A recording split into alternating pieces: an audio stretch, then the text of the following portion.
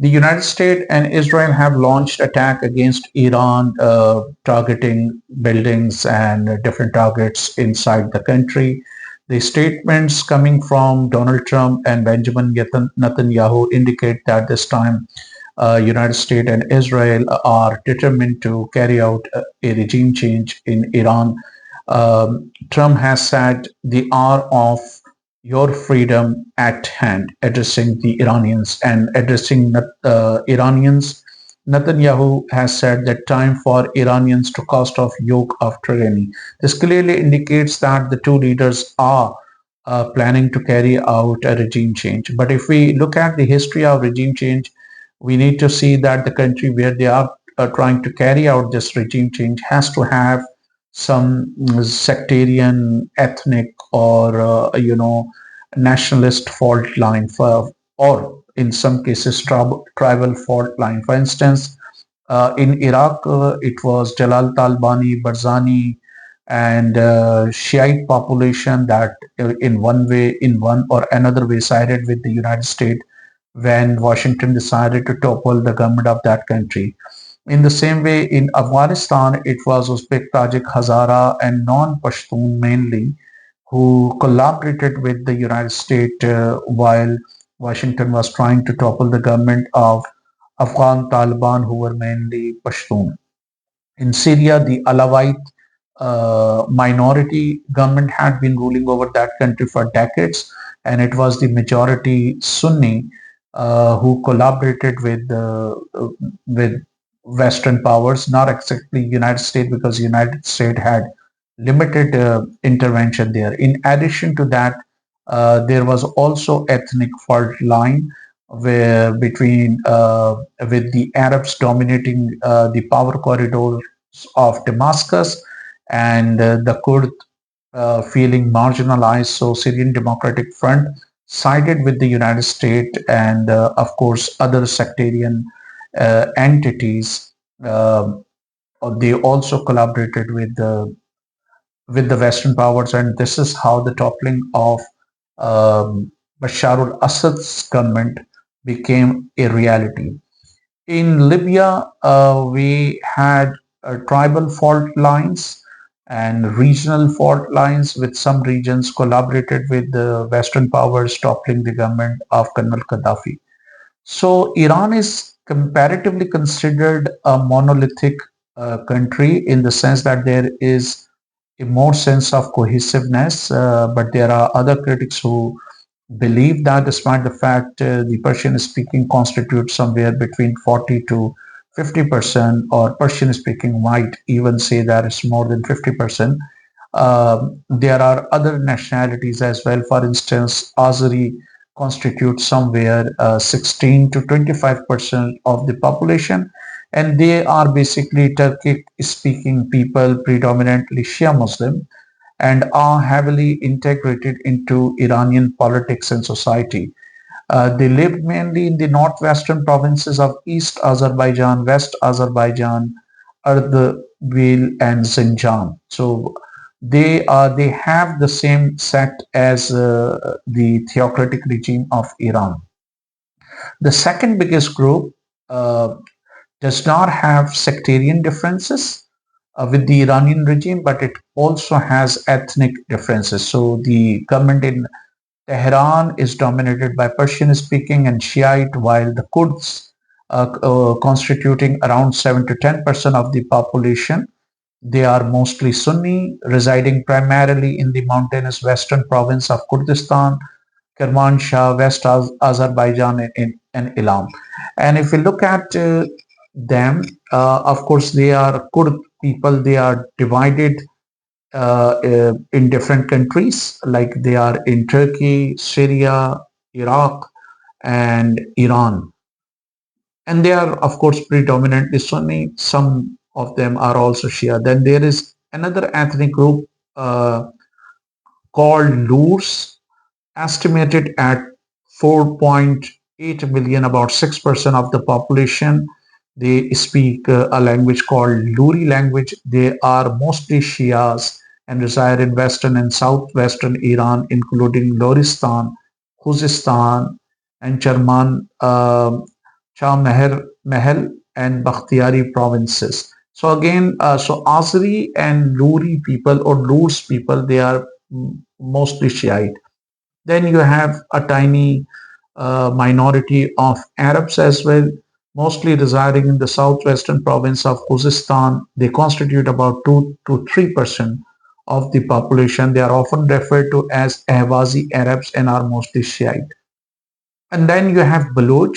Um, they are an Iranian people like Kurd. They are also divided into different countries. They reside in Pakistan, Western province. They are also there in Afghanistan, and they also have a very large area in in Iran, though their population is hardly 2%, and they are also predominantly Sunnis. And then Turkmen people, they are concentrated in northwestern province of Gulistan and North Khorasan, and they are also Turkic speaking people making up around 1 to 2% of population, and they are also Sunnis. So among these all groups like Turkmen, Baloch, Arabs, and Lurs, uh, some of these groups are rabidly anti Iranian regime, especially Baloch and the Kurd. And Baloch have a history of violent attacks. Some of their organization have been designated as terrorists. So initially there was an organization called Jundullah that was declared terrorist by Iranian government and some other governments as well. They carried out attacks against Iranian clerical government. Then their leader Abdul Malik Regi was arrested and he was hanged in Iran. And then well, with the passage of time they evolved and they formed another extremist outfit known as Jaish Adal, and there are reports suggesting that some Baloch groups, different Baloch groups, have got united and they want to put up a united front against the Iranian government. So that is a major fault line. They have claimed some of the terrorist attacks, and some of the countries in the world have also designated them terrorists. They have carried out suicide attacks and other attacks targeting Iranian civilians and also Iranian security officials, mainly security officials. They have divided tribes inside Pakistan, so some of them seek refuge in Pakistan after carrying out attacks, and because of those and because of this, Iranian security forces have also attacked inside Pakistani territories, souring the relations between Islamic Republic of Pakistan and Islamic Republic of Tehran. The second terror, the group that has capacity to fight or that has fought in the past as well, is that of Kurd. Kurds, as I have told you, that they are divided into Iraq, Iran, Syria, and Turkey. And Iranian Kurd have support in the inside Iraqi Kurdistan. And recently, they have also got united, forming an alliance. At least three major uh, parties of the Kurd people: Kurdistan Freedom Party, the Democratic Party of Iranian Kurdistan, and the Kurdistan Free Life Party. They are among the main factions that have got united in their bases in northern Iraq, and they have decided to put up um, a fierce resistance or united resistance. They also wish to see an end or the toppling of the Iranian regime. So these are the major fault lines.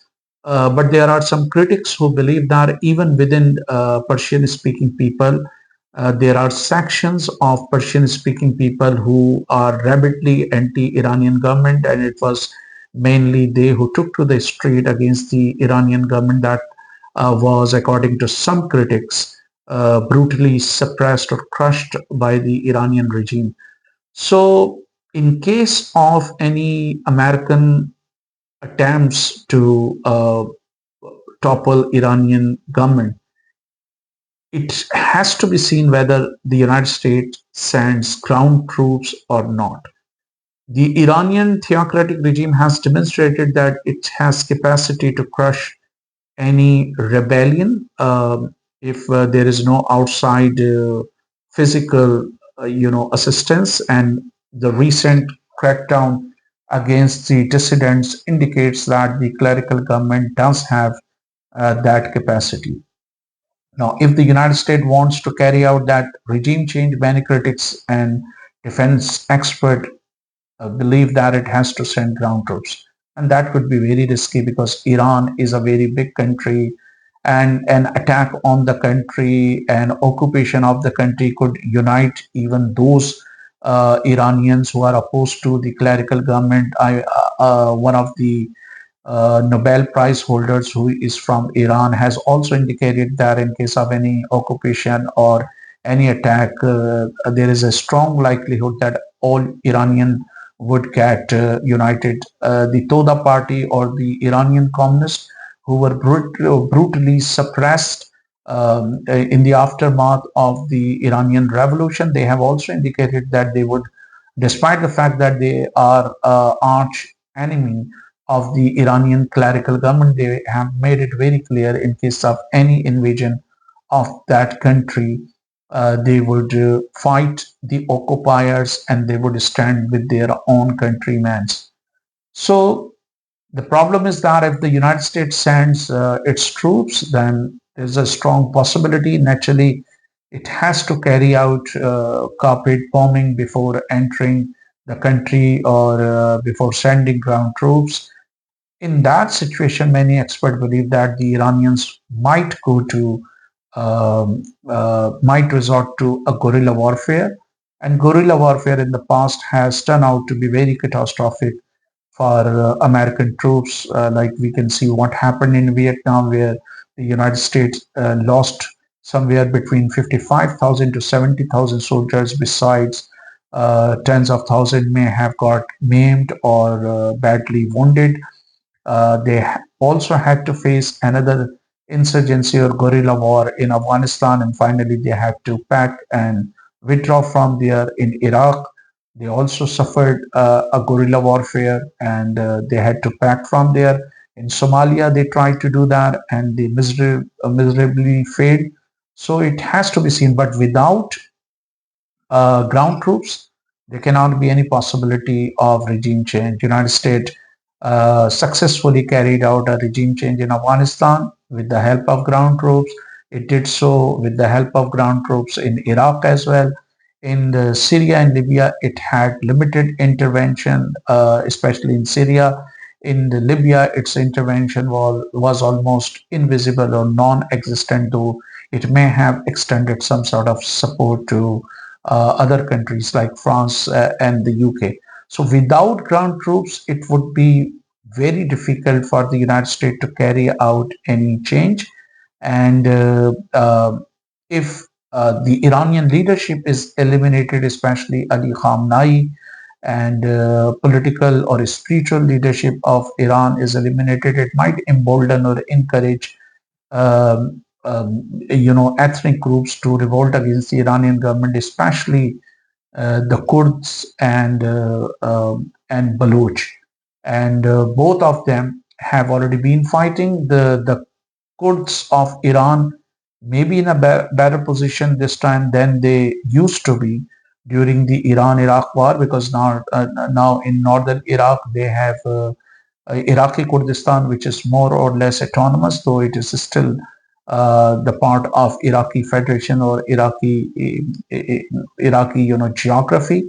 SDF, Syrian Democratic Front, is also strong, so they might also be in a position to extend help to these uh, people of Iranian Kurdistan. But Kurdistan Workers' Party, which has been designated or which is believed to be a terrorist outfit by many countries, might not be in a position to extend any support because the outfit has already announced to lay down its arms, so it does not have that militant capacity any longer. So, if the United States and Israel really try to carry out a regime change, naturally they would try to exploit these ethnic fault lines. And it seems that Iranian regime does not have enough time to heal the wounds that might have been inflicted on these ethnic and sectarian entities. So situation is a bit fluid, and it has to be seen that what next step of the United States and Israel would be. Israel has been advocating freedom of Kurd people. It does want to carve out um, a sphere of influence in Middle East, but this is something which does not go down well with other American allies like Turkey, and of course now Syria is directly or indirectly also a sort of ally. And Nouri al-Malki's government loyalty is divided. It's close to the United States, but it is equally close to Iran. So Malki's government would also not like to see any fragmentation of his country. So it would not like appreciate. It would not like to appreciate the idea of Iraqi Kurdistan or independent country of Kurd people, because it could trigger the balkanization of that region. So it has to be seen. So without, of course, there are fault lines in the they are all fault lines, but it has to be seen what the United States and Israel would do.